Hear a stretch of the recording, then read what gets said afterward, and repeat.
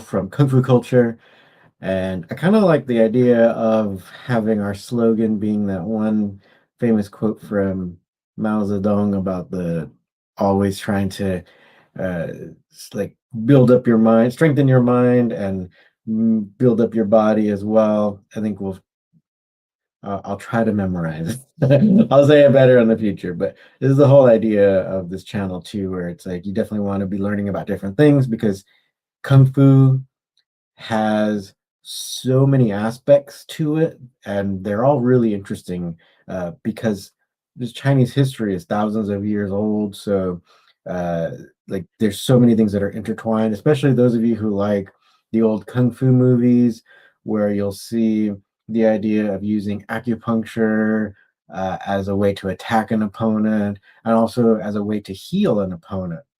So, before we get into it, just want to welcome my very special guest, Claire. Hello, everyone. All right. I've got him. When you move the, when you put your hand up, you actually, Raise up yeah, your yeah, right hand. Right right over hand. here, yeah. So I'll move the camera back. So you have to put your hand up one more time until the light blinks. No, there we go. Okay. There we go. So it'll lock it in place. Then we can move it. All right. Okay. So without further ado, we're going to be talking about acupuncture and basically like acupuncture point attack. Right. So, but before we get into that, let's go ahead and talk about what acupuncture is and the whole idea of having acupuncture points. So, I actually was an acupuncture professor here in Los Angeles before COVID, and so I used to teach this to medical doctors at the graduate school level. So with like going back to one of the first acupuncture textbooks, the Huang Di Neijing, that actually had a description of the fetal development, right? So the baby growing inside the womb, it talked about, the organs forming, all the different tissues forming, and then it even mentioned the idea that the the meridian pathways also forming, right? Also springing forth in our body. So they are they are attached to the organs, and they basically emanate from the organs. They send the organs produce their own chi, um, and that's what flows through the different meridians. We also have a couple extra ones that are mentioned that have a little bit of a separate function. And so the idea is that this chi is running through certain pathways down our body, similar to arteries, but our meridians are symmetrical on each side, and there's points that we can manipulate, specifically using a needle in acupuncture, that are the locations where we say like the meridian is closest to the surface of the body, so it's easier to like touch that meridian pathway. So those are the acupuncture points, and hopefully that is understandable and makes sense.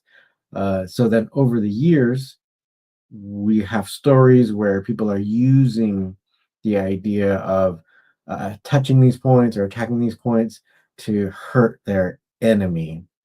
Right. Do you have a kind of one of your favorite examples? Is there like a book or anything that you like? Yeah, I think if you're interested in Chinese Kung Fu movies or have you ever read the Kung Fu novels written by Jin Yun, you may interested to know is the D mark or death mark real? You push the pressure point of your enemy and suddenly he freezes. And for the acupuncture, as a native Chinese, I think many Chinese nowadays may have many questions for acupuncture. They may think how scientific and helpful it is compared to Western medicine. All right. So then what we've done is we've prepared a short video that kind of has a discussion about some of these major points. It's only a few minutes long. We'll play that first, and then we'll come back and answer questions. So if you're watching this and you have any questions, even during the video, just ask, really. Okay, here we go. You've seen it 100 times in kung fu movies, right? A master delivers a single, precise touch, and their opponent just freezes, or even worse, collapses days later. But how much of that is just Hollywood magic, and how much is based on some kind of forgotten science? Well, today we're going to dive in and separate the wuxia legend from the physiological logic. I mean, this is the classic trope, especially if you've read any of Jin Young's incredible wuxia novels. It's called Dian Sui, the art of touching acupoints. It's this wild idea that the human body is just covered in these little switches that a master can turn on or off at will. It's an awesome image, for sure, but it really makes you ask, is this all just for the movies, or is there a real anatomical reason behind these seemingly impossible feats? That's what we're going to find out. We're going to trace these legends back to their source and see what modern science has to say about it all. So let's start with the big ones, the myths that have pretty much defined pressure points in pop culture. The power to instantly paralyze someone, and of course, the infamous touch of death. Okay, let's just get right to it. Is it actually possible to tap someone and just pause them? Leave them standing there, totally unable to move for hours, just like we see in the films? And this is where the myth and the science have this really cool collision. So on the left, you've got the myth, this long-term magical paralysis that needs to be unsealed. But on the right, the science gives us something way more believable. It's not one single off switch. It's more like a short-term shutdown caused by two very real things. First, your brain's own defense cascade. That's an extreme threat response that can literally make you freeze in place. And second, something called neuroshock.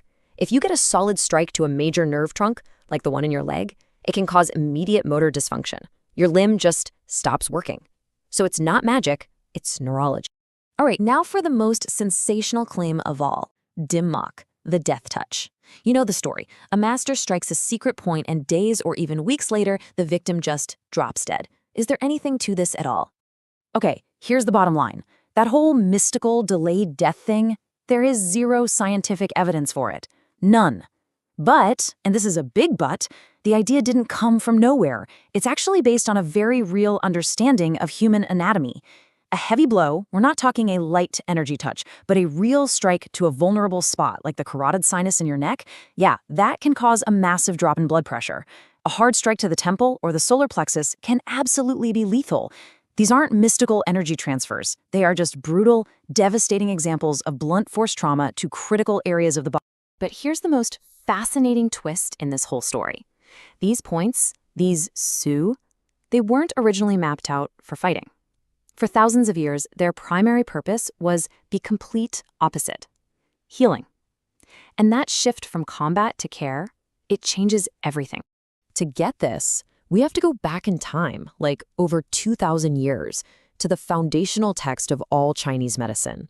It's called the Huangdi Neijing, or the Yellow Emperor's Inner Classic. This book doesn't see the body as just a bunch of parts. It sees it as a small universe, a whole interconnected system. And its entire mission is about restoring balance, not causing harm. At the very heart of the Neijing is this really beautiful idea of balance between yin and yang.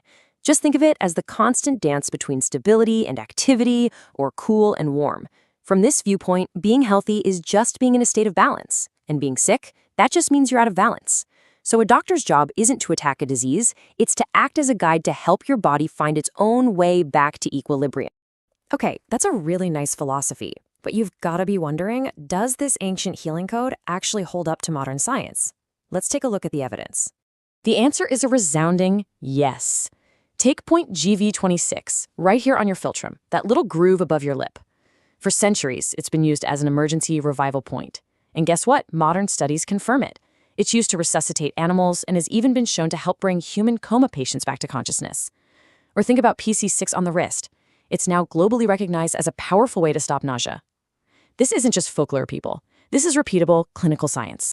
And when we say evidence, we are not talking about some small, dinky study. For that one point on the wrist, PC6, one huge meta-analysis looked at the combined data from almost 10,000 different people.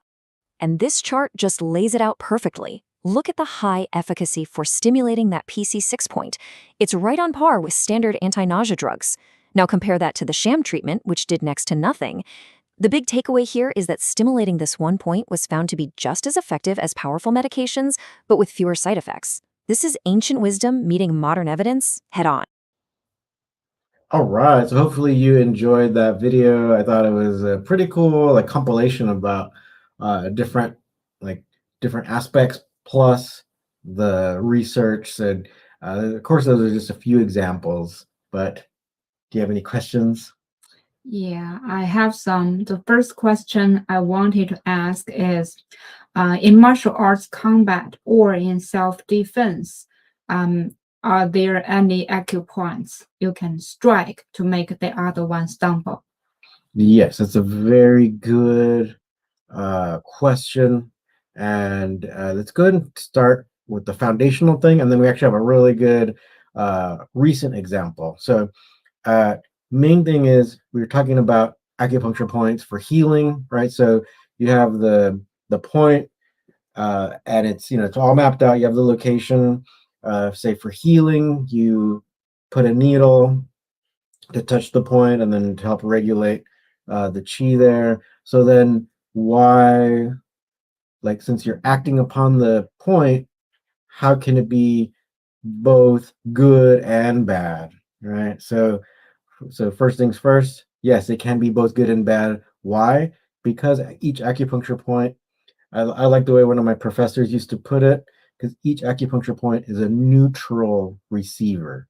It's not acting. It's just like we have our blood flowing through our arteries and our veins.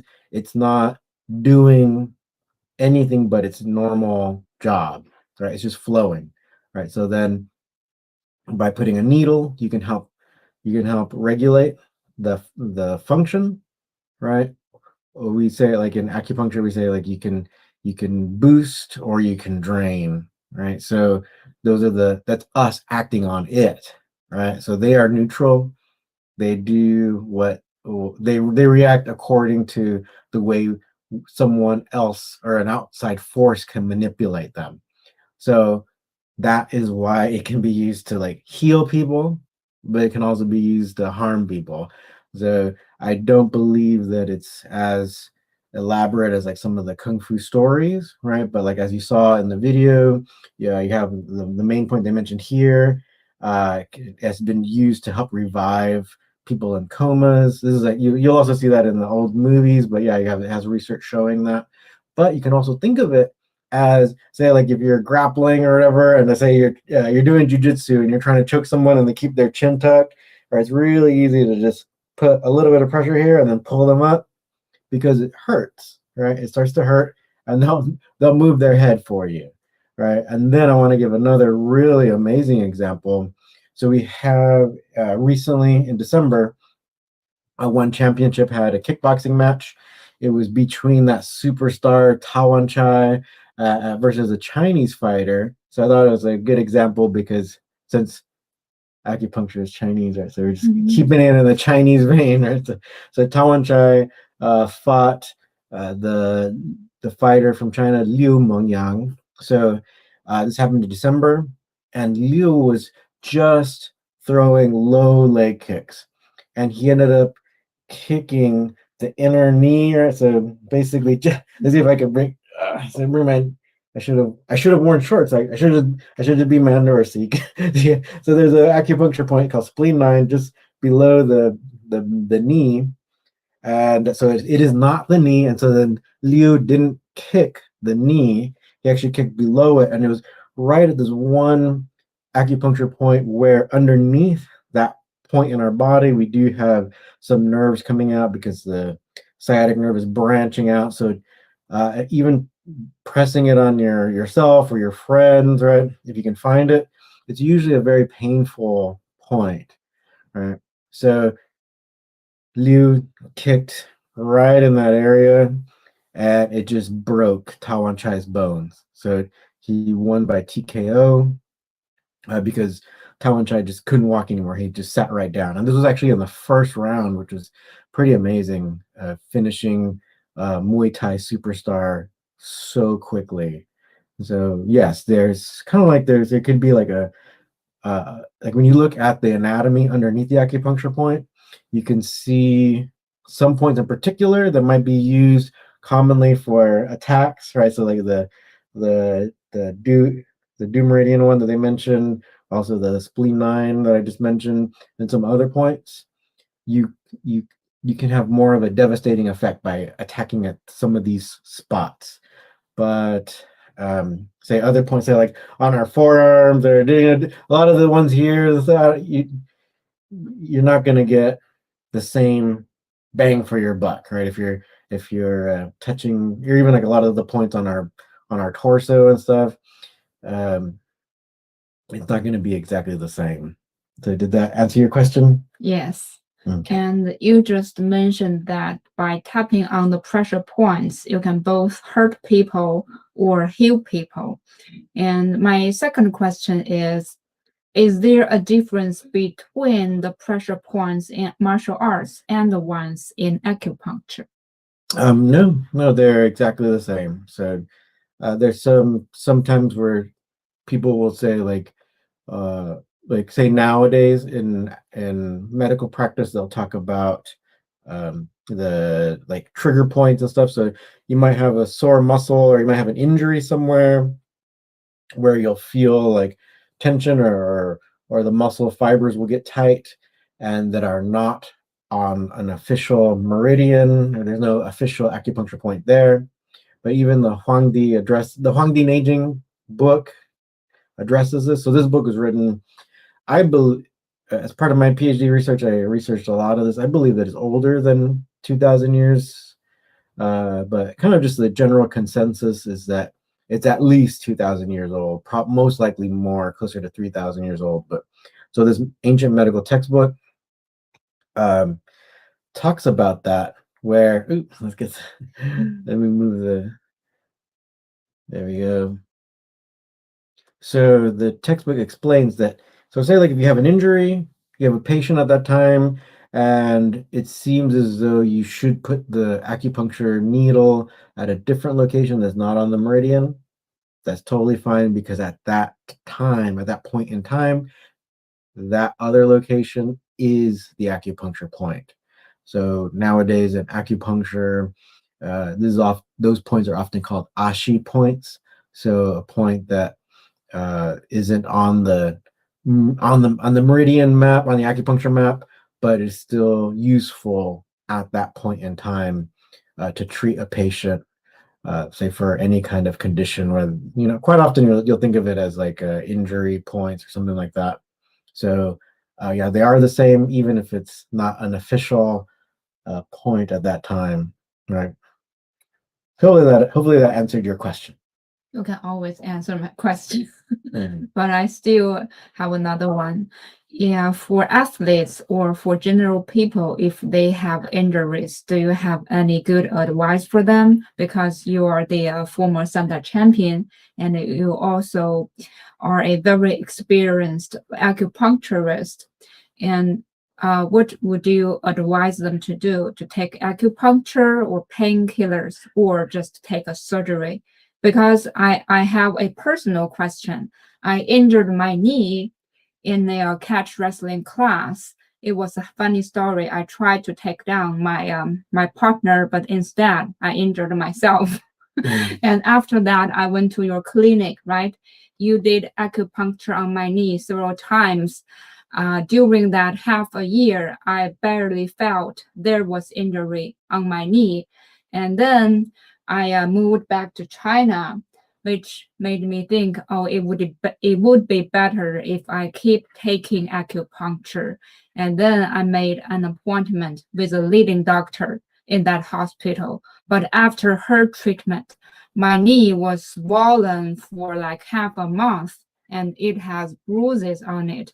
I was scared. That's why I took an MRI, which showed I have a second injury on my meniscus and ACL. And after that, I went to see 3 specialists in Western medicine. 2 of them advised me to take a surgery immediately. But at last, the last specialist told me that the number on the MRI is just a number. He checked my knee very closely, and his conclusion was my knee was pretty stable, and I can still work out, and there's no problem for me to walk like a normal person. So I don't need to take a surgery.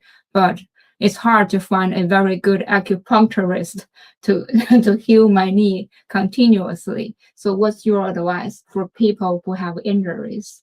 Yeah, that was a cool story because so when I treated you, I did the same test as the expert that you ended up going to at last, who also said you didn't need a surgery. Mhm. So it's cool that uh, that actually that person knows physical examination, because that can give you a lot of information that's even better than a lot of our like modern diagnostic machines and stuff. So um, which kind of wanted to just mention too, because I remember when we were learning about like how to use the stethoscope properly. So they would always talk about how even long ago doctors were trained in like being able to diagnose a lot of things even just with the stethoscope. But nowadays, they're a lot of times mostly used to just see if there's any congestion in the lungs or to measure blood pressure or something like that. So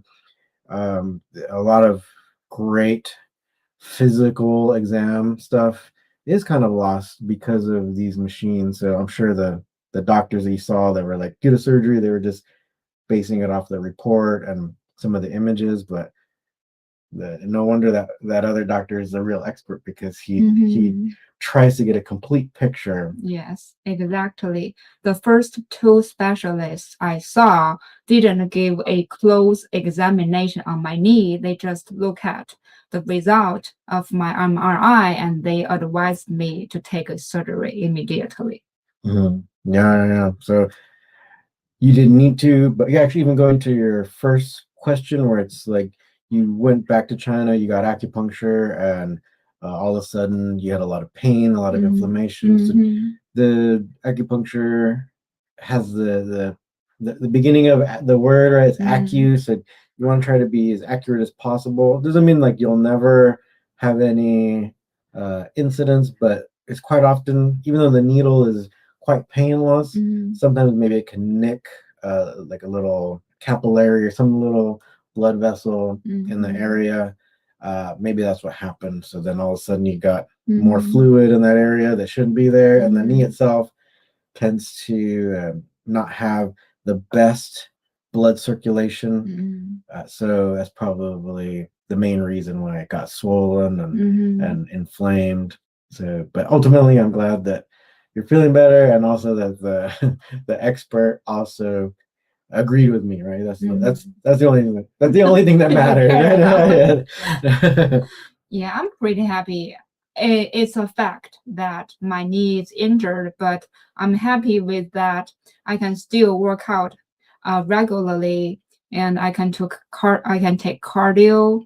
I can lift up weights, and I can also do yoga. I believe my performance is a little above the average. That's good enough for me. And we are acquainted, right? Is there any way I can keep doing acupuncture in your clinic with a discount? Yeah, so we kind of want to mention this too.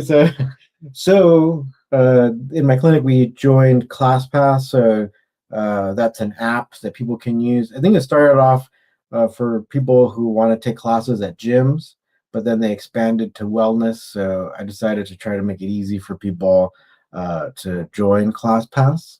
And so if you'd like to get like a month free at ClassPass, you just sign up, and then you look at my clinic's names called Neijing Eastern Medicine. And of course, I'm in Los Angeles. So if you're in Los Angeles, then that'll be even easier. But you can totally get acupuncture for free, right? For 1 month. So you can come check it out totally for free. And you on the app, you schedule when like it goes according to your schedule. So I put where there are openings on the calendar, and then it should show for you where there are openings, and then you pick what time works for you. So it's pretty convenient. And actually, if you're interested, we already put the link to ClassPass in the show notes, so feel free to check it out. So, any other questions? Not for today. If you would like to explain more about the science for acupuncture. Yeah, I think you mentioned about athletes and stuff. So, I am planning a future podcast specifically about. There's been a lot of new research showing how acupuncture is just very good at helping heal brain trauma. So I kind of want to save some of the details for that one. We'll probably do that maybe next or very soon. But just put simply, acupuncture just in general helps to reduce inflammation in our body. So that will in turn help your body to more efficiently repair itself after workouts. So it's a very good thing to be incorporating. More and more athletes are incorporating acupuncture, and you'll see a lot of people doing cupping.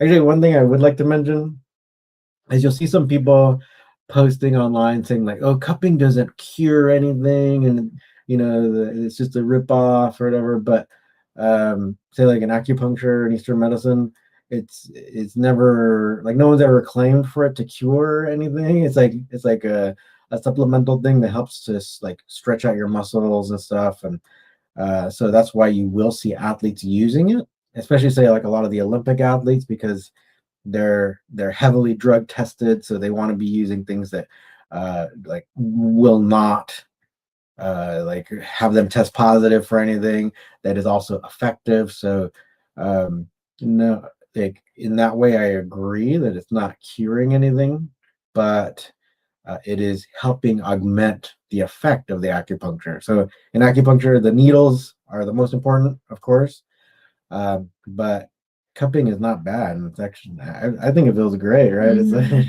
it usually helps me to feel really relaxed.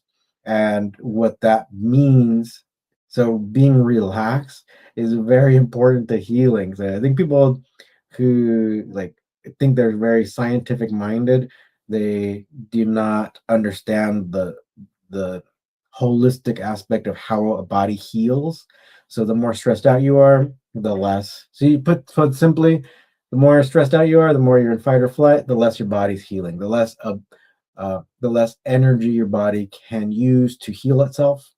So if something like cupping helps you to feel relaxed, then you're not so thoroughly in fight or flight. You're more in the digestion and recovery mode. Mhm. So then your body can put more effort in healing itself. So Mhm.